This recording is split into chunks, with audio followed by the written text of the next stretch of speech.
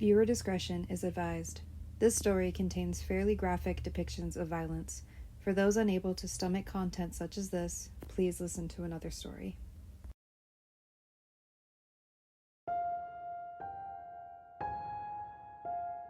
Have you ever been hit with the feeling where time just stops while making the most difficult decision of your life?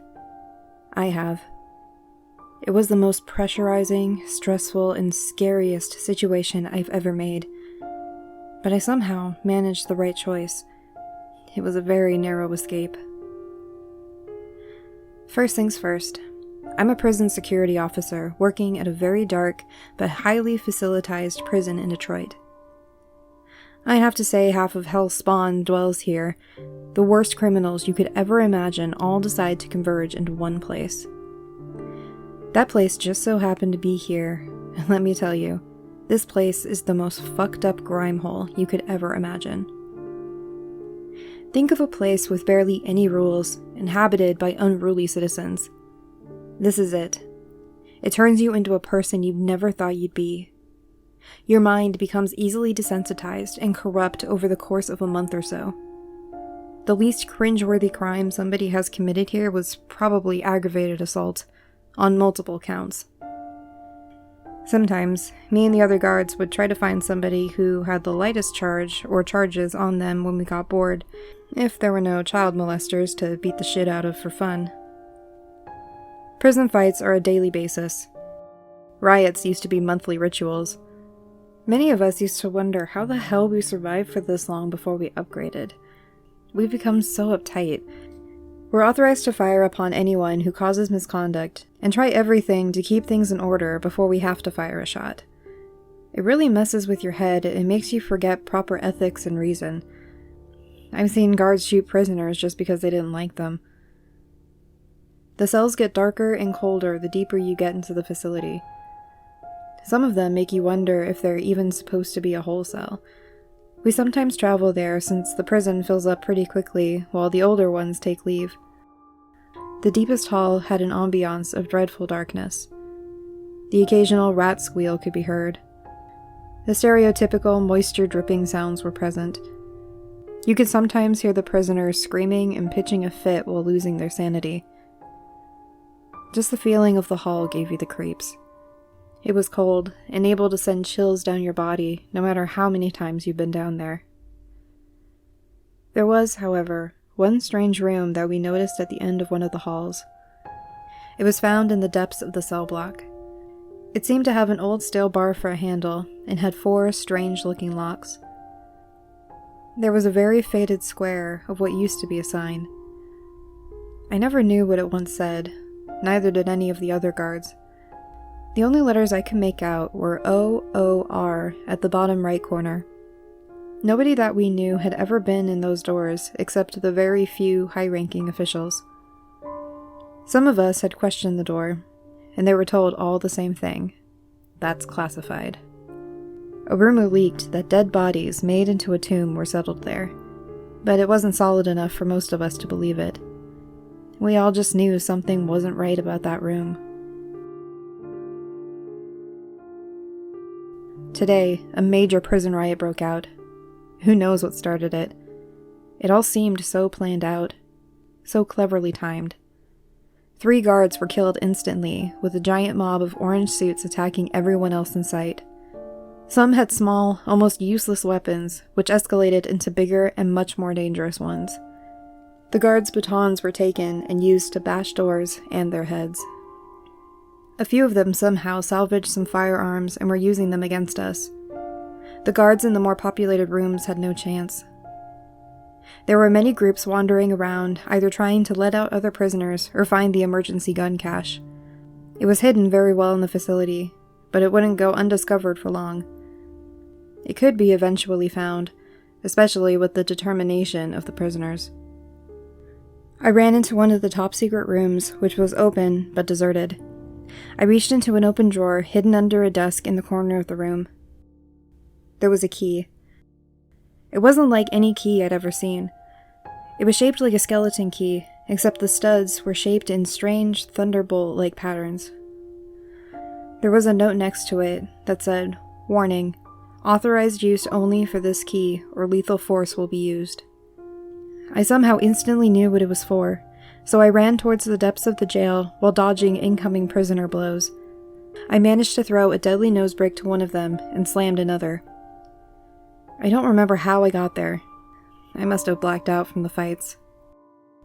As I stood at the end of the long, whole-cell hall, I felt a strange, suspenseful dread course throughout my body. The closer I neared the door titled OOR, the more nervous I felt. I quivered, probably from the coldness of the cell and the slight fear that was bothering me. The dripping of the moisture must have been the loudest sound I had ever heard at that time.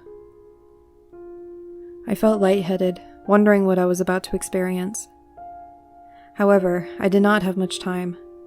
Whether I was going to hide in the room or bunker in for safety, I needed to get in. So I placed the key into the locks. It required some effort to awkwardly twist the key. Each one had a loud breaking sound as they were unlocked. I paused. I felt very uncomfortable, but I knew it had to be done. I grabbed the metal handle and pulled. It didn't budge. It required a lot more effort to be opened. It scraped against the ground and slowly creaked its way open, steel grinding against the tough floor. It produced an eerie, echoey creaking sound. I went inside and closed the door until there was only a crack. It was dark. Pitch dark enough, though, I could barely see the crack from the door. All I saw was black. The room seemed to be spacey enough to spread out your arms without touching the walls. I felt for a switch, a lever, something, anything to produce even just a little bit of light. I felt a string that seemed to be attached to something above me. I pulled on it. An old-fashioned metal hanging light shone from above. There, in front of me, was a steel cylinder. It was not only locked with a safe wheel and 4 other strange-looking locks, but it was bolted shut, like it was never meant to be opened. Then, the answer to all my curiosity to what was in that room came upon me as I saw the metal peephole. It was locked closed. It was placed about 3 feet above my head. I'm 6'1". The cylinder towered over me. My height only reached about half of that cylinder. I found a key laying out on a steel drawer nearby that I hadn't noticed due to the dark display that I had been dealing with for the longest time. I placed the key into the peephole lock to see if it would work, and to my surprise, it fit perfectly. I took off the lock and took a deep breath. This is it. No turning back. I slowly slid the peephole open. I felt like I couldn't move any part of my body besides my hand. Immediately, I saw 2 dim, scarred eyelids inside. Both eyes were not only scarred, but had a clear, previously cut gash down the middle. I froze for a second, but then after a bit, I said, "Hello?" The eyes opened swiftly without warning. Those eyes were unlike anything I had ever seen. One was discolored and white, as if it were a blind eye. The other was red, blood red. He responded with a very deep voice that came from his belly. Yes. The air filled with the sound of his speech. Hello? I stuttered. I was too scared to even move. Not only the eyes were scarring to look at, but the feeling of dread was upon me. You wake me for what reason? He said, quite angrily. I honestly don't know. The prisoners, they all just revolted. They overpowered us, and this is the only place I could go. The inevitable deaths have come upon you. You only have one choice. The power and creepy feeling of his voice was enough to make you tremble in fear. No amounts of steel could protect you from this type of fear. Who are you? 959. Was all he said. Why do they keep you locked up in this chamber, if I may ask? behind you. At this point, I was shocked and scared shitless. I was certain that there was actually someone behind me, ready to kill me with their bare hands. I turned, and there was a metal cabinet nearby. I walked over to it, noticing that my feet were shaking, and I opened it. Inside were many files. Open, said Prisoner 959. The bellow of his voice startled me. I opened one file named Crime Scene Photos. Instantly, I was disgusted and grew sick to my stomach. One of the pages read, 12 victims in squatter home cellar. Next to it was a picture of bodies impaled through the mouth and out the coccyx. They were upside down, stripped, bloodied, and bearing almost no layers of skin. Their mouths were stretched wide open and their jaws unhinged so that the poles which impaled them could fit. Some of them had absolutely no teeth but bloody gums squeezing on the poles. Their eyes were rolled back into their head, and some of them were facing directly at the camera. The bloodshot whites of their eyes displayed the pain and agony they must have gone through. Behind them, there was a message written in blood on the cellar concrete wall, reading, "Penance." I had never seen such a revolting picture in my life. "You did all of this?" I trembled.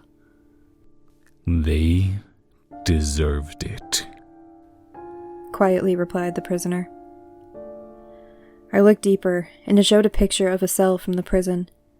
There was so much gore in the cells. I remember overhearing about this incident from the prisoners, but didn't know if it was actually true. There lay 2 of what seemed like dead inmates on the ground, and one was nailed to the wall with a long metal piece from the bed. They were so terribly mangled that they couldn't have been recognized as human. Oh my god. It actually happened? It's true? Yes, quietly said the voice. I looked at the other files, attempting to look for information on this sick fuck. I read that his real name was unknown, but his famous alias seemed to be Karn. His guessed age was 30. He was a massive, hulking 7.1 feet tall, weighing at 304 pounds. I couldn't believe it. Taking on someone of this magnitude was impossible without enough firepower. His early life was completely unknown. He has 103 confirmed murders, although he potentially has claimed 170. Skipping along his biography, he apparently has killed many known criminals. He was caught in the act of flaying a fully conscious man alive after people heard the overwhelming screams from nearby, and it took 6 tasers to take him down.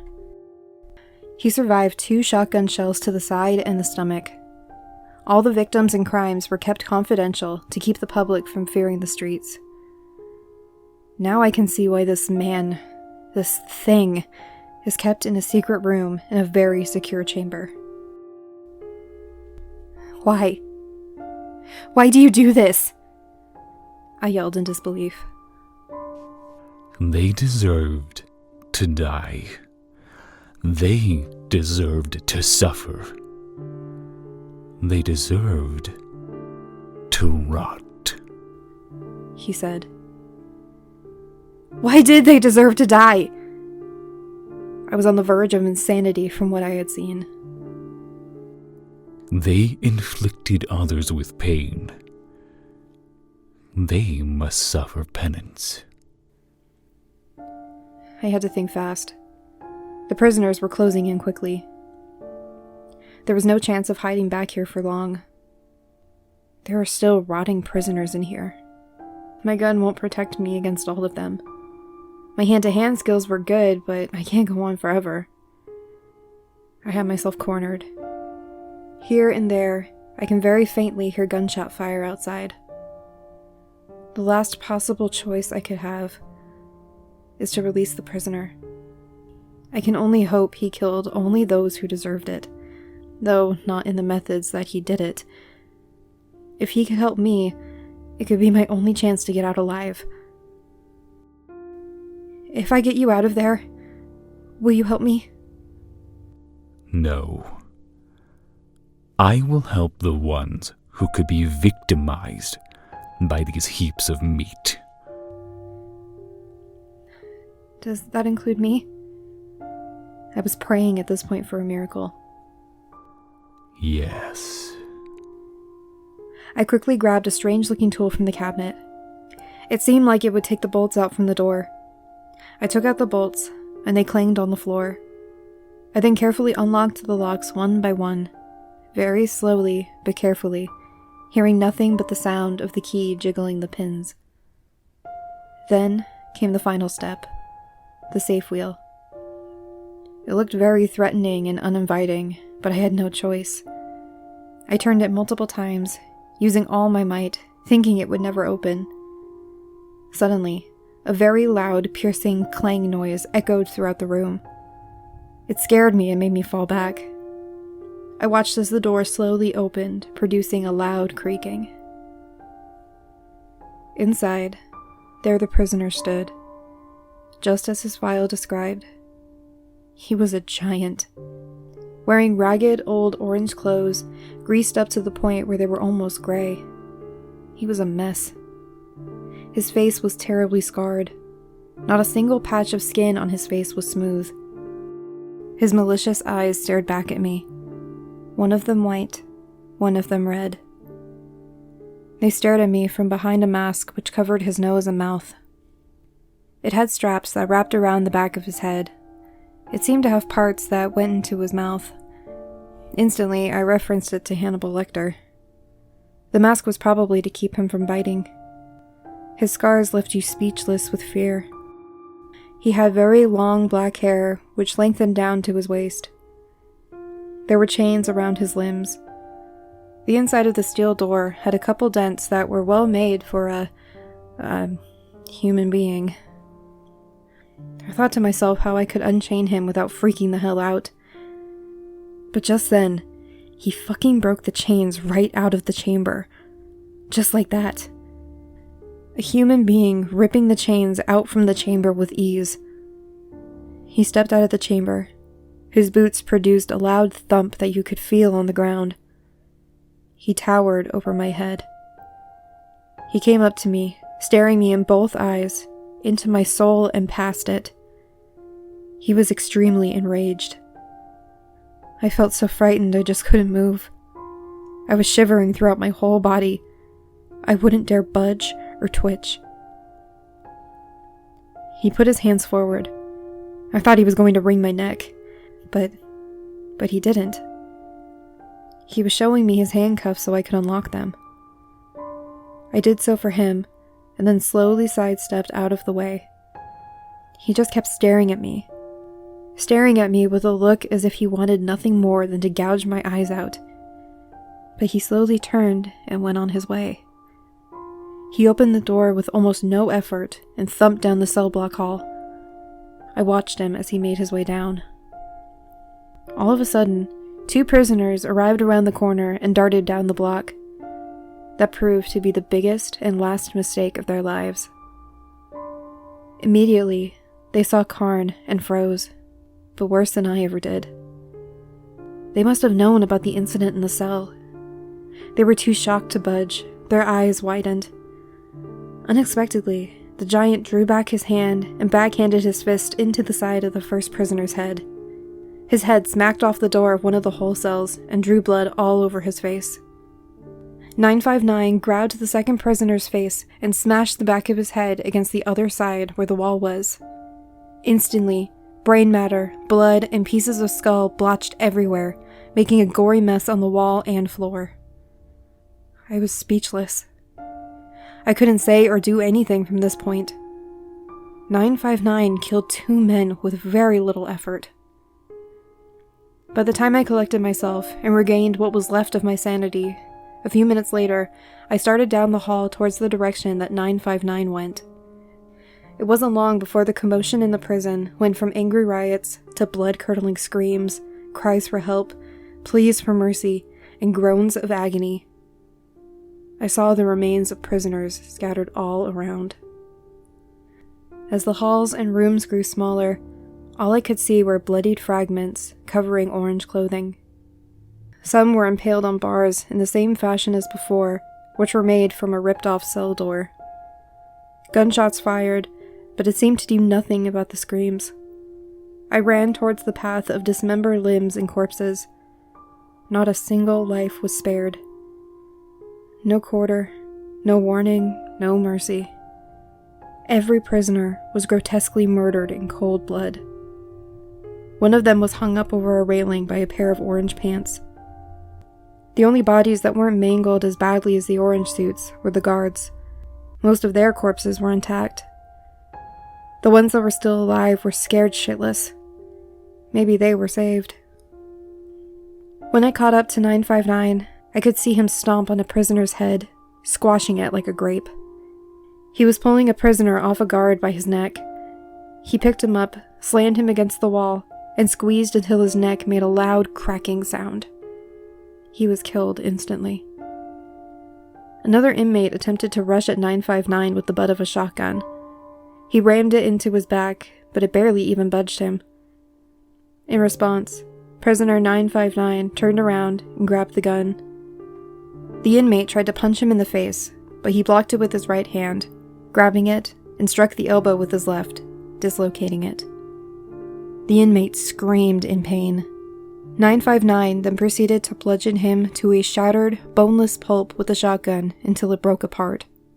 He then shoved the barrel into the inmate's abdomen. A hiding prisoner attempted to grab me from behind. I turned, elbowing him in the head twice, and bent over to grab his right leg. I rolled forward and pulled back as hard as I could, dislocating his limb. There was no chance of him getting up. However, Karn didn't think the same thing. He grabbed the prisoner's intact left leg, straightened it, and crunched it into his body. The prisoner screamed in pain and agony from the shock. 959 walked on like it never happened.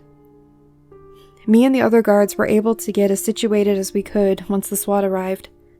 However, once they did, 959 was long gone.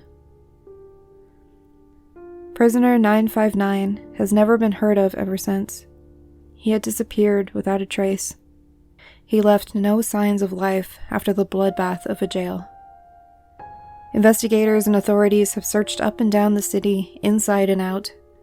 Eyes were kept open for more gruesome reports. They found nothing. I can honestly see why they sought him so tirelessly. He could be anywhere, doing anything to anybody.